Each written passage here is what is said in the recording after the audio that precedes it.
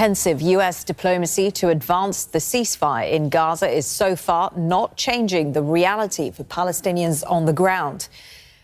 Palestinians are still struggling to survive in the ruins of their homes. Now, central to phase one of the deal was delivery of urgently needed food, shelter and medical supplies into Gaza. But 2 weeks after the ceasefire was agreed, Israel continues to restrict aid deliveries. Al Jazeera's Tariq Abu Azoum reports now from Deir al-Balah in central Gaza on the impact the slow implementation of the ceasefire is having on Palestinians.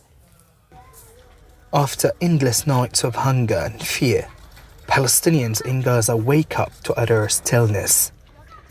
A ceasefire, fragile and uncertain, has been brokered. For many here, it's not peace, but a pause. A window cracked open, letting in a faint breeze of relief. 600 trucks were promised each day under the first phase of the ceasefire deal. A lifeline meant to reach the starving, the sick and the displaced. But Gaza has seen only a trickle. What enters is a fraction of what's needed to keep a population alive. Gaza is still under starvation, under famine conditions, that in need for more than 1,000 trucks a day of the different humanitarian supplies in order to start our systematic operations. For the first time in months, Palestinians are receiving aid in a dignified way, without the sound of gunfire echoing above them.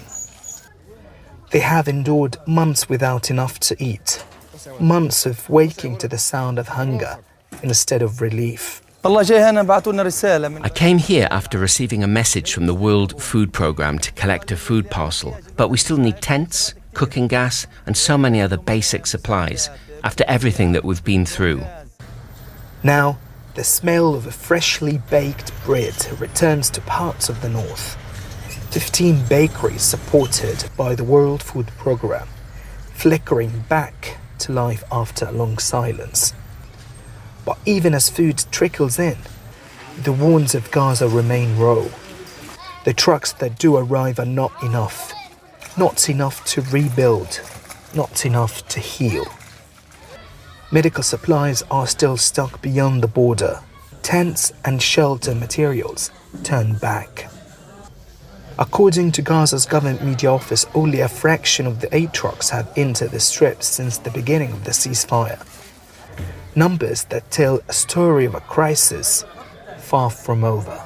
For families here, every truck that enters Gaza carries more than food. It carries a glimpse of hope. People here say they need more than promises.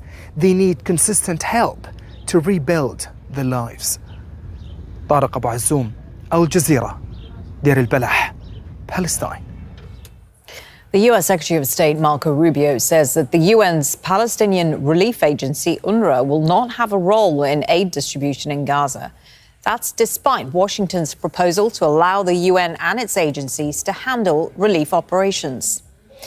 Washington previously said entry of distribution and aid in the Gaza Strip will proceed without interference from the two parties through the United Nations and its agencies, as well as the Red Crescent, in addition to other international institutions not associated in any manner with either party.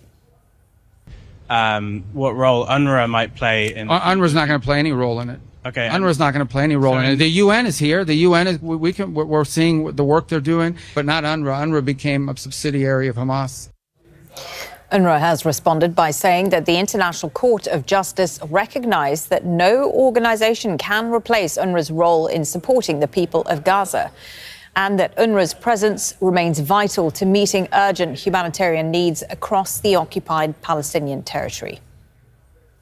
Nor so, Washington and Israel seem united at this moment in sidelining UNRWA from Gaza's future. How surprising is that, especially after, as UNRWA mentioned there, the ICJ declared just a few days ago that they'd found no evidence backing Israel's claim that UNRWA is tied to Hamas? Well, it's surprising and dismaying, Malene, for UNRWA, for the United Nations, for the Palestinians in Gaza, who have relied on UNRWA for over 70 years. This is a UN-mandated organization that employs thousands of Palestinians. It has the largest, most extensive aid distribution mechanism in Gaza. It has the data to be able to distribute aid smoothly, to avoid any repetition, any handing out of aid that is unnecessary. And the U.S. basically is putting a veto on that. This will have an impact on the distribution of aid in Gaza. Let's remember, UNRWA continues to operate in Gaza, but without American cooperation, it will be very difficult, for example, for those 6,000 trucks that UNRWA has waiting at the border to enter Gaza and be used and distributed to the population. So this certainly complicates the relief efforts that all UN agencies insist must be unhindered, and that the ICJ also said Israel is obligated to facilitate.